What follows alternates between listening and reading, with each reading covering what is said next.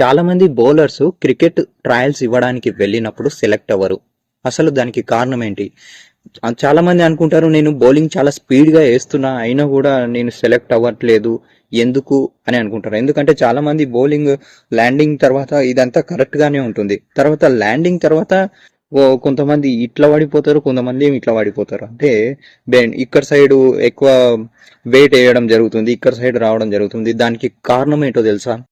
దానికి కారణం మీరే. మీరు డైలీ వర్కౌట్ చేయలేకపోవడం, మీకు పొట్ట ఉండడం, ముందు ఈ కోర్ మజిల్స్ ని మీరు డెవలప్ చేయకపోవడం, దానివల్ల మీరు మీ ల్యాండింగ్ అంటే జంపింగ్ పర్ఫెక్ట్ ఉంటుంది.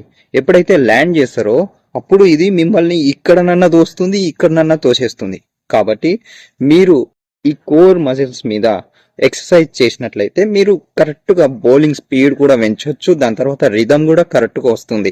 ఈ సీక్రెట్ ఎవరు చెప్పారు మీకు?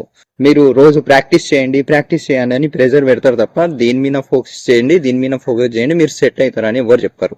కాబట్టి మీకు మీరు బౌలింగ్ వేయాలంటే కంపల్సరీగా ప్రతి ఒక్క దాని మీద లెగ్ నుంచి కోర్ మజిల్స్, హ్యాండ్ మొత్తం టోటల్ దాంట్లో మీద ఎక్సర్సైజ్ చేయవలసిందే. డైలీ మీరు ఎక్సర్సైజ్ చేస్తే మీరు ఒక సంవత్సరం ఎక్సర్సైజ్ అంటే ఒక సంవత్సరం వర్కౌట్ చేస్తే ఒక్క రోజు మీకు రిజల్ట్ దొరుకుతుంది.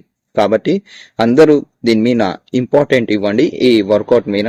దాని తర్వాత క్రికెట్ ట్రయల్స్ అనేది చాలా ఈజీగా జరిగిపోతాయి, మీరు సెలెక్ట్ కూడా అవుతారు.